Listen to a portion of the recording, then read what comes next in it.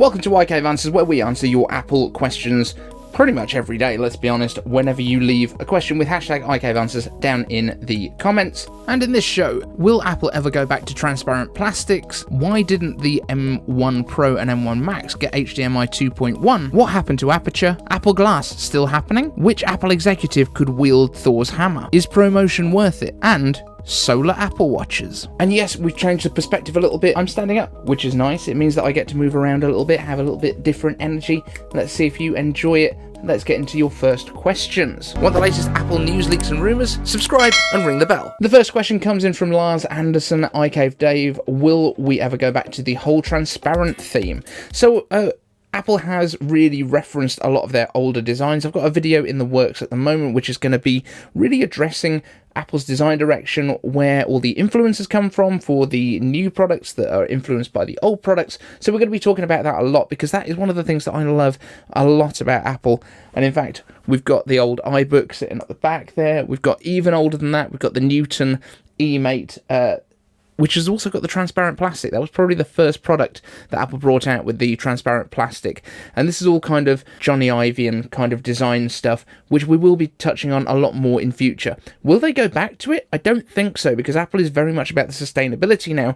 And so the one thing that still confuses me is that AirPods still come in like a white plastic case. I wouldn't be surprised if Apple move even away from that, although I think it's about as sustainable a plastic as you can get. But I do think that we're probably unlikely to see more of those colours coming back in terms of clear plastics. But I'd like to see maybe some coloured glass that's slightly translucent. Maybe Apple could take a page out of Nothing's book with that new Nothing phone design that's got the clear glass on the back. Maybe we could get some coloured glass that's slightly translucent and has some lighting coming through it. I'd be down for that. Joe asks, iCave Answers, I'm quite shocked that the M1 Pro and M1 Max MacBook Pro models didn't get HDMI 2.0 and Wi-Fi 6E. Such little things, they should have been on these Mac models in my opinion. Any idea why they haven't moved forward? Also, on the Mac Studio. I'm quite shocked, to be honest. And I think one of the things that we have to bear in mind is that these chips, a lot of what Apple is doing with these is SoC based. So the whole system is on a chip. System on a chip, SoC, that's what we're talking about when we talk about M1, M2, M1 Max, M1 Pro, M1 Ultra. It's a single kind of piece of silicon that pretty much includes everything. Like, for example, your storage controllers are built into the SoC. They're not a part of the SSD, which is why it makes things very difficult with the Mac Studio, for example. You can't just swap out a regular SSD, even though you can physically put them in there, because there's no storage controller on there, which would normally be part of the SSD. They're just NAND chips. I think we have to think about this in different ways, and also bear in mind that these chips would have been designed probably 3 years before they actually came to fruition, and that's going to make a big difference when you're talking about the latest cutting edge technologies like HDMI 2.1 and Wi-Fi 6E, which I think Wi-Fi 6E was only introduced like within the last 18 months, something like that. I'd have to check the actual dates. However, I think that's probably where the differences come. I'm sure Apple will be looking to put 6E and the rest of it, because they were some of the first to put 6 into their devices as well. So Apple tends to push these things forwards, but you have to remember there is a bit of a lead time. Some people were suggesting that they were maybe holding it back for a next generation. Absolutely not. That's not how Apple works. They don't hold back features that they can put in unless it's either not economical to do it or there's some sort of technical restriction. This is purely, I would say, to do with the timescales of how quickly these things are actually produced. Team Kinetix asks, iCave Answers, Apple used to have a pro editing app. Aperture was discontinued in 2015. Do you think Apple would produce more in-house creative apps in the future? Perhaps Apple could buy Affinity Photo or LumaFusion to incorporate these into a great iPadOS app in their own range of pro apps. Yeah, I'm still waiting and hoping for pro apps on iPad, and some degree of handoff between mobile and desktop. Now, I do think that Apple will bring these pro apps to the iPad fairly soon. I think we're talking Final Cut Pro, we're talking Logic, we're talking that kind of thing here.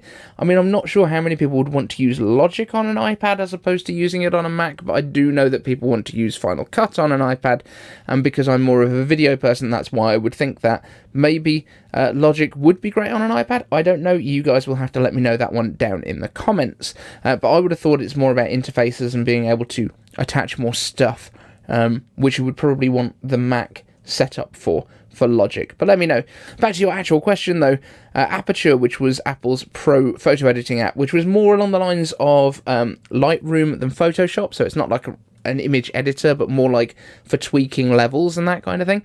Pretty much everything that was in there was then incorporated into the Photos app when they basically merged Aperture and iPhoto, and they just made Photos. So pretty much all the stuff that you used to be able to do, you can still do on the Mac. It's just that you don't have a separate Pro app for it that you have to buy. It's now all just in the regular Photos app. Team Kinetix asks, iCave answers, way back in 2020, John Prosser predicted Apple Glass to be announced late 2020 or early 2021. It was rumored the device would require an iPhone to do all of the processing and would start at $499. Do you think this was shelved because of the nightmare that was 2020, or because it wasn't ready? Do you think this is the device that we will see at some point, or has technology moved on enough that Apple Glass needs to be more spectacular in order to sell? Basically, what are your thoughts and predictions on Apple Glass? I think my kind of take on this is potentially that there was confusion at the time because we weren't really hearing about Apple's AR VR headset at the time. We were hearing about Apple Glass and nothing else really.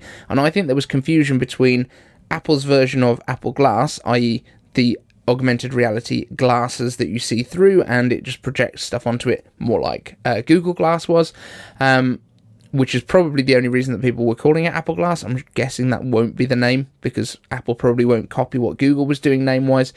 And this AR VR headset, which is the full-on virtual reality goggle style thing that we've seen the renders of. Apple Tomorrow, Saad Ismail has done some brilliant renders of these, and I think that's probably why we thought they were coming earlier than they were. And then obviously 2020 was an absolute mess with COVID and lockdowns and supply restrictions on a lot of stuff outside of Apple's ecosystem mainly, though Apple didn't seem to struggle with chips in 2020. 2021, it started to get a bit ropey towards the end. 2022 has been a bit more of a nightmare for them.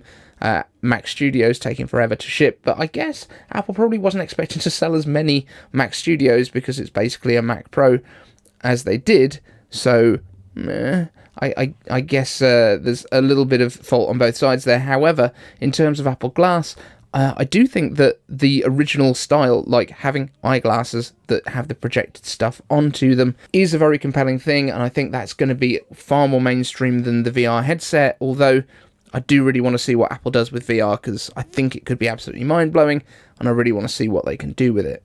I don't think they need to change massively about what they were going to do, but I just want to see it. Team Kinetix asks, iCave answers, who do you think would be more likely to be worthy to wield Mjolnir out of Steve Jobs, Tim Cook, Craig Federighi, or Johnny Ive?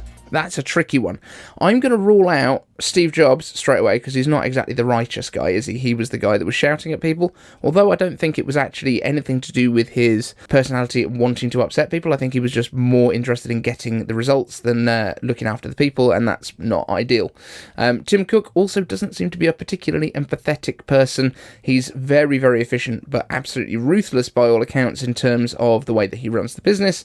Craig Federighi and Johnny Ive. These are the two more interesting ones. I think if you want to go down the line of pure of heart, Johnny Ive wins all day long because he is so tremendously focused on the quality, on the purity of designs, aluminium bezels, beveled edges, all that kind of thing.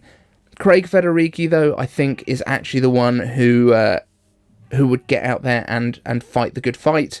I'm going to go Craig Federighi. Team Kinetix asks, iCave answers regarding 120Hz ProMotion. I have an iPhone 12 Pro Max, an iPad Pro 2021, and a 2022 MacBook Pro 14 inches. I cannot see the difference between 60Hz and 120Hz displays. When directly comparing an iPad against the iPad Pro, I can't see any discernible difference in refresh rates. Drew at Talos of Tech doesn't stop going on about how hard it is going back to 60 Hz after using 120 Hz. I just can't see it. Are the differences overrated, or are my 39-year-old eyes getting too old for all this modern technology? First of all, stop showing off that, number one, you're 39, I'm 40 now, and it's okay, it's absolutely fine to be 40. And all of your nice new toys as well. You've got too many things. You've got more Apple stuff than I have. That's worrying. Anyway, ProMotion, a thing that I have been for ages, I think right from the beginning, saying, I don't care. I don't think it's as big a deal as everyone makes out either. That being said, I don't have anything with ProMotion. I have played with them in the Apple Store. Don't really make any difference to me, so I haven't had the experience of going back to 60 Hz and slumming it. However, I don't see the big deal. I don't think it's as massive an issue as everyone talks about. And today I was watching Linus Tech Tips talking about these laptops that are going up to 480 Hz, which is absolutely bonkers and needless, to be completely honest. I don't think your eyes refresh that fast. Phil Rosaleek asks, iCave Answers, hi there Dave, do you think that in the near future things like the Apple Watch and iPad could ever have solar charging systems within the screen for charging, something somewhat like what Citizen and Seiko do with some of their watches? I'm going to go with no, and the reason for that is solar panels are quite delicate, so I think you would be hard-pressed to actually get a device that's durable enough. I think if you're putting it into a watch that uses very little power, like a regular watch that's not a smartwatch, I think you can kind of get away with it, because you're not making much power, and also you hide it under all those layers of glass and there's not a lot in the way of it. Now, if you were to put it in the screen of an iPad or a watch, as far as I understand it, you're not going to get almost any power out of it because, number one, you're covering it with screen, and number two, like, they are just so low powered. People were talking about the fact that if you covered the back of a Cybertruck with solar panels, which is one of the options that you'll be able to get, and it's like a 6.5 foot bed, and it's huge wide, so I guess let's call it 7 by 7 feet square. You're going to get like 5 miles or 10 miles of charge per day, assuming that it's in full sunlight all day. And I don't think that's particularly compelling. Like, it's great because that might take you to the shops and back and you haven't had to pay for it. However, with an Apple Watch, number one, it's not going to be in direct sunlight all the time.